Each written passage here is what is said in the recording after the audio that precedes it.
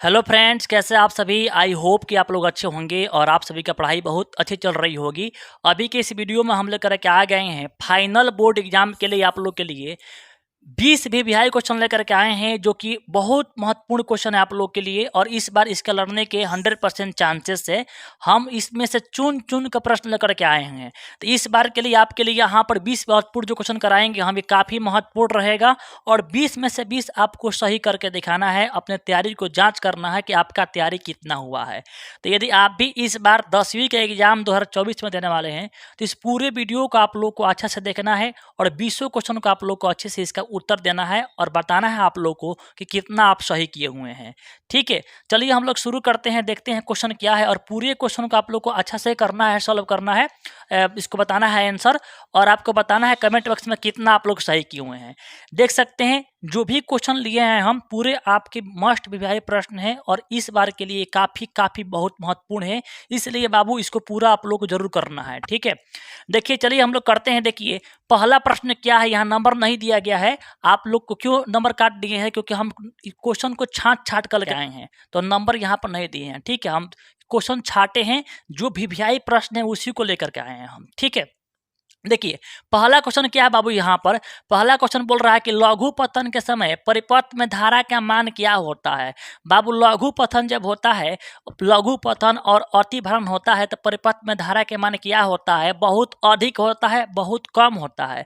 तो ध्यान रखिएगा, लघु पतन और अतिभरण होता है तो परिपथ में धारा के मान क्या होता है बबुआ, तो आपका बहुत अधिक हो जाता है। ऑप्शन ए इसका बिल्कुल करेक्ट आंसर हो जाएगा। ऑप्शन ए को आप लोग को याद रखना है। ठीक है, चलिए सेकेंड क्वेश्चन क्या बोल रहा है कि प्रकाश में के परिवर्तन के कितने नियम है। काफी महत्वपूर्ण है बाबू, प्रकाश के परिवर्तन के कितने नियम है। बहुत आपके शानदार क्वेश्चन लिए हुए हैं और जो भी क्वेश्चन करा रहे हैं यही प्रश्न आपके, इसी में से प्रश्न आपके लड़ेंगे। तो प्रकाश के परिवर्तन और अपवर्तन दोनों के कितने नियम होते हैं बाबू, दो नियम होते हैं। गुड, कौन होगा इसके आंसर, आपके ऑप्शन नंबर बी। तो आपको ऑप्शन नंबर बी याद रखना है। ठीक है, देखिए नेक्स्ट वाला क्या बोल रहा है। क्वेश्चन नंबर 3 बोल रहा है कि किसी बल्ब में 220 वोल्ट पर 2 एम्पियर की धारा प्रवाहित होती है, तो फिलामेंट का प्रतिरोध बताना है बाबू। तो बताइए, आपको बताना है कि विभवांतर कितना है, 220 वोल्ट है, धारा कितना है, 2 एम्पियर है, तो प्रतिरोध बताना है कि प्रतिरोध का मान कितना होगा। तो आप जानते हैं कि V बराबर क्या होता है बाबू, IR होता है। और इसी में आप निकालते हैं R के मान, तो V बटा I बराबर होता है R। मतलब विभवांतर में धारा से भाग करते हैं तो प्रतिरोध निकलता है। तो विभवांतर कितना है बाबू, विभवांतर 220 है, तो 220 में आप किससे भाग कर देंगे, धारा कितना है आपका 2 एम्पियर है। 2 से भाग कर रहे हैं, कितना बार में कट जाएगा, ये 2 से कटेगा 11 बार में, यानी 110। तो याद रखेंगे आप लोग, इसका ऑप्शन कितना होगा, ऑप्शन बी इसका बिल्कुल करेक्ट आंसर हो जाएगा। याद रखेंगे कि जब भी बल्ब में 220 वोल्ट के विभवांतर पर 2 एम्पियर की धारा बहती है, तो प्रतिरोध कितना होगा इसका, आपका 110 वोल्ट हो जाएगा, 110 ओम हो जाएगा। ठीक है, आगे बढ़ते हैं बाबू, देखते हैं नेक्स्ट सवाल क्या बोल रहा है। ये भी क्वेश्चन आपके लगा लो मस्ट वीवीआई प्रश्न है। वीवीआई यहाँ पर जोड़ लो, पूरा वीवीआई कर लेंगे, क्योंकि क्वेश्चन काफ़ी जो भी लिए हुए हैं पूरा क्वेश्चन छांट कर लाए हुए हैं। ये पूरा आप लोगों को क्वेश्चन करना है, हर चैप्टर का, हर आपके विषय का ऐसा ही क्वेश्चन लेकर के आएंगे। अब पूरा आप लोग को इसको याद करना है बाबू। ठीक है, किसी माध्यम के अपवर्तनांक का मान क्या होता है। तो याद रखना है बाबू, किसी माध्यम का अपवर्तनांक का मान कितना होता है बाबू, तो साइन आई बटा साइन आर होता है। ऑप्शन नंबर कौन होगा, आपके ए इसका करेक्ट आंसर हो जाएगा। ठीक है, ऑप्शन कितना होगा आपका, ए हो जाएगा। कितना क्वेश्चन हो गया बाबू आपका, तो ऊपर क्वेश्चन हो गया आपका, यहाँ पर चौथा क्वेश्चन था। ये 4 नंबर था, 1 नंबर, 2 नंबर, 3 नंबर, 4 नंबर हो गया। पांचवा सवाल देखिए बाबू क्या बोल रहा है। क्वेश्चन नंबर 5 क्या कह रहा है यहाँ पर कि 1 किलोवाट घंटा तुल्य है बाबू। बताना है आपको कि 1 किलोवाट घंटा किसके बराबर है। तो 1 किलोवाट घंटा जो होता है बाबू 3.6 गुणा 10 के पावर 6 जूल के बराबर होता है। तो आपको याद रखना है ऑप्शन नंबर बी आपको यहाँ पर राइट आंसर हो जाएगा। ठीक है, 6 नंबर सवाल क्या बोल रहा है, समतल दर्पण द्वारा बना प्रतिबिंब होता है बाबू। पूछ रहा है, आपको बताना है कि समतल दर्पण द्वारा बना प्रतिबिंब कैसा होता है। तो समतल दर्पण द्वारा बना प्रतिबिंब बाबू क्या होता है, हमेशा काल्पनिक होता है, यानी आभासी होता है। तो आपको याद रखना है कि समतल दर्पण द्वारा बना प्रतिबिंब काल्पनिक होता है, यानी आभासी होता है। ऑप्शन कौन होगा इसका, बी बिल्कुल राइट आंसर हो जाएगा। ठीक है, 7 नंबर सवाल क्या कह रहा है, विभवांतर का एसआई मात्रक पूछ रहा है बाबू, विभवांतर का एसआई मात्रक। पूरे क्वेश्चन कर रहे हैं, पूरे आप लोगों को करना है और बताना है। आप लोग कमेंट बॉक्स में फिर बोल दे रहे हैं हम कि आप लोग कितना स्कोर किए हुए हैं, और इस पूरे वीडियो को अपने सभी फ्रेंडों में शेयर करेंगे। ऐसा ही आप लोगों का हमेशा आप लोगों के लिए वीवीआई जो मक्खन सवाल है, उस सवाल को लेकर के आएंगे, वीडियो बनाएंगे और आप लोग को प्रैक्टिस कराएंगे। ठीक है, विभवांतर के एसआई मात्रक बताना है, तो आपको बताना है कि विभवांतर का एसआई मात्रक क्या होता है बाबू। तो इसका होता है आंसर आपका हो जाएगा सी, वोल्ट होता है। क्या होता है बाबू, वोल्ट होता है। यहाँ पर देखिए 8 नंबर सवाल बोल रहा है, सोडियम कार्बोनेट का अणु सूत्र होता है। आपसे पूछा जा रहा है कि सोडियम कार्बोनेट का अणु सूत्र क्या होगा। तो सोडियम कार्बोनेट का होता है बाबू Na2CO3 होता है, जो कि ऑप्शन नंबर ए में दिया है। सोडियम कार्बोनेट का फॉर्मूला क्या होगा, Na2CO3 हो जाएगा। ठीक है, तो आपको इसको याद रखना है। चलिए आगे देखते हैं क्या है सवाल। देखिए क्वेश्चन बोल रहा है कार्बोनिल, 9 नंबर सवाल ये, कार्बोनिल समूह को सूचित किया जाता है। बोल रहा है कि कार्बोनिल समूह को किससे सूचित किया जाता है बाबू। तो याद रखेंगे कार्बोनिल समूह को आपको सूचित किया जाएगा CO से। किससे, CO से। साथ में याद रखेंगे COOH रहेगा बाबू, तो ये आपका कार्बोक्सिलिक समूह है।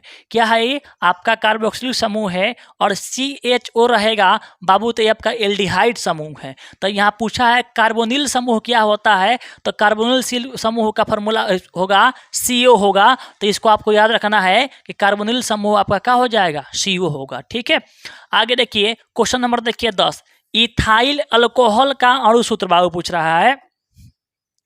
इथाइल अल्कोहल मतलब हो गया आपका C2H5OH। अल्कोहल में क्या लगता है, OH लगता है। तो इथाइल अल्कोहल का अणु सूत्र क्या होगा बाबू यहाँ पर, तो C2H5OH कहाँ पर है बाबू, तो आपके ऑप्शन नंबर क्या है, आपके ऑप्शन नंबर बी इसका बिल्कुल करेक्ट आंसर होगा। इसको आपको याद रखना है। देखिए 11 नंबर सवाल देखिए, बोल रहा है कि निम्न में से कौन सा आयनिक यौगिक है। आयनिक यौगिक पूछ रहा है बाबू, आपको बताना है कि इसमें कौन सा आयनिक यौगिक है। आयनिक यौगिक मतलब कौन सा जो ऐसा यौगिक है जो इलेक्ट्रॉनों को आदान प्रदान से बना हुआ है बाबू। तो देखो यहाँ पर देखो, ये कार्बन और हाइड्रोजन जो होता है आयनिक यौगिक नहीं होता है। ये भी आपका आयनिक यौगिक नहीं है और ये भी आपका आयनिक यौगिक नहीं है। आपका जो CaCl3 है वो क्या बताना है, कौन आयनिक यौगिक नहीं है, तो आपका CaCl2 हो जाएगा बाबू। ऑप्शन नंबर सी आपको याद रखना है। ठीक है, आगे देखिए 12 नंबर सवाल क्या बोल रहा है कि आवर्त सारणी के शून्य समूह का तत्व कौन होता है बाबू। आवर्त सारणी का शून्य समूह का तत्व कौन होता है, याद रखेंगे। यहाँ पर आपका हीलियम होता है ना, नियॉन होता है, आर्गन होता है, क्रिप्टन होता है, रेडन होता है और जिनन जो होता है शून्य वर्ग का तत्व होता है हीना, नीना और कैटरीना के रंगीन एक्सरे रंगीन है ना। तो ये जो होता है शून्य वर्ग का तत्व होता है बाबू। तो आप लोग को याद रखना है कौन इसमें हो जाएगा, तो हीलियम जो होगा इसका राइट जवाब हो जाएगा बाबू। ये आपका शून्य आवर्त का क्या होता है, आपका समूह का तत्व होता है। ऑप्शन नंबर बी इसका करेक्ट आंसर हो जाएगा। अगले प्रश्न की बात करते हैं बाबू। क्वेश्चन नंबर 13 क्या कहता है देखते हैं। क्वेश्चन नंबर 13 के देखिए, यहाँ पर आपका 13 नंबर बोल रहा है कि मीथेन में कितने सहसंयोजक बंधक बाबू। मीथेन का फॉर्मूला क्या होता है बाबू, CH4 होता है। जब इसका हम बनाएंगे संरचना सूत्र तो C इस तरह करेंगे और 4 गो खींचेंगे हम, तो ये 4 गो आपका क्या बनाता है, सहसंयोजक बंधक बनाता है। यानी मीथेन में कुल 4 सहसंयोजक बंधक है। आपके ऑप्शन नंबर बी हो जाएगा, आपको इसको याद रखना है। आगे निम्न में कौन सा अवकारक है, अवकारक कौन है, यहाँ पर दिया हाइड्रोजन और यहाँ पर CO और O2 और H2S दिया है। तो याद रखेंगे बाबू, अवकारक कौन होता है, जो ऑक्सीजन से अभिक्रिया करता है। तो इसमें कौन हो जाएगा, तो आपका हो जाएगा हाइड्रोजन, जो कि आपके एक अवकारक है, क्योंकि हाइड्रोजन जो होता है ऑक्सीजन से अभिक्रिया करके आपका जल बनाता है। तो ये आपका ऑप्शन कौन होगा, ए इसका बिल्कुल करेक्ट आंसर हो जाएगा। इसको आपको याद रखना है। आगे देखिए बोल रहा है कि इथाइल अल्कोहल किस प्रकार के शोषण में बनता है बाबू? तो आप जानते हैं कि इथाइल अल्कोहल जो होता है अवायवीय शोषण में बनता है। अवायवीय शोषण जो होता है उसमें इथाइल अल्कोहल बनता है। तो इसका आंसर कौन होगा? अवायवीय शोषण, ऑप्शन नंबर बी इसका राइट आंसर हो जाएगा। इसको आपको याद रखना है। आगे देखिए, किसमें अलैंगिक जनन मुकुलन द्वारा होता है? इसमें किसमें अलैंगिक जनन मुकुलन के द्वारा होता है? तो इसमें जनन किसमें होगा? तो ईस्ट में होता है। आपको ऑप्शन नंबर कौन होगा? आपका ऑप्शन नंबर इसका ए इसका बिल्कुल करेक्ट आंसर हो जाएगा। ठीक है, चलिए आगे बढ़ते हैं। बोल रहा है कि ओजोन परत पाई जाती है। जो ओजोन परत होता है वो कहाँ पाई जाता है बाबू? ओजोन परत का फॉर्मूला होता है O3। ऑक्सीजन के 3 परमाणुओं से मिलकर बनता है ओजोन परत, जो कि पृथ्वी से 15 से लेकर के यहाँ पर आपके 40 किलोमीटर के एक लेयर होता है। इसी को जो होता है समताप मंडल में होता है। समताप मंडल में होता है, समताप मंडल में ओजोन लेयर होता है। और समताप मंडल को ही इंग्लिश में बोलते हैं बाबू स्ट्रेटोस्फियर बोलते हैं, जो कि ऑप्शन नंबर कौन होगा इसका? ऑप्शन नंबर इसका ए इसका बिल्कुल करेक्ट आंसर हो जाएगा। अगर बात करें हम कि ओजोन यहाँ परत में कितना परमाणु होता है ऑक्सीजन का, तो आप कहेंगे 3 होता है। ठीक है, चलिए आगे बढ़ते हैं। बोल रहा है कि पराग कोश में क्या पाया जाता है बाबू? अगर बात करते हैं पराग कोश की, तो जो फूलों में होता है पराग कोश, और पराग कोश में जो छोटे छोटे कण होते हैं बाबू उसे बोलते हैं पराग कण। तो आपको याद रखना है कि पराग कोश में पराग कण पाया जाता है। तो पराग कोश में क्या पाया जाएगा बाबू? तो पराग कण आपके ऑप्शन नंबर बी, इसे आपको याद रखना है। आगे देखिए, ग्वाइटर तथा घेघा पनपता है। अगर बात करते हैं ग्वाइटर या घेघा की, तो जो ग्वाइटर रोग होता है, जो घेघा होता है, जो गर्दन में फूल जाता है, तो जो गर्दन में थायराइड ग्रंथि होती है वो थायरक्सिन हार्मोन बनाती है। और थायरक्सिन हार्मोन बनाने के लिए आयोडीन चाहिए होता है थायराइड ग्रंथि को।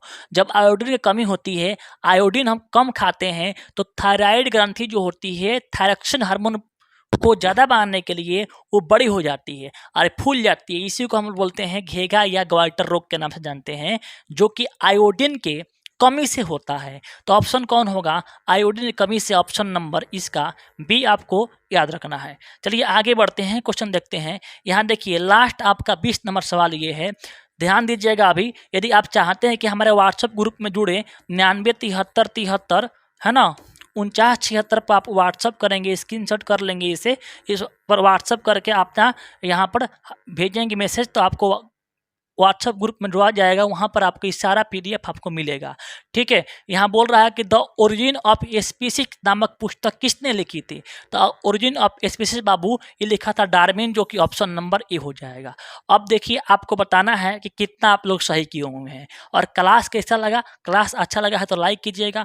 अगर चाहते हैं कि ऐसे ही क्लास आपके लिए लेकर आते रहें, तो वीडियो को लाइक, चैनल को सब्सक्राइब करके बेल आइकन दबा लीजिएगा। और ग्रुप में जुड़ना चाहते हैं तो इस पर व्हाट्सएप कीजिएगा, आपको ग्रुप में जोड़ दिया जाएगा। ठीक है बाबू, वीडियो कैसा लगा है कमेंट बॉक्स में जरूर बताइएगा। तो मिलते हैं नेक्स्ट वीडियो में। जय हिंद।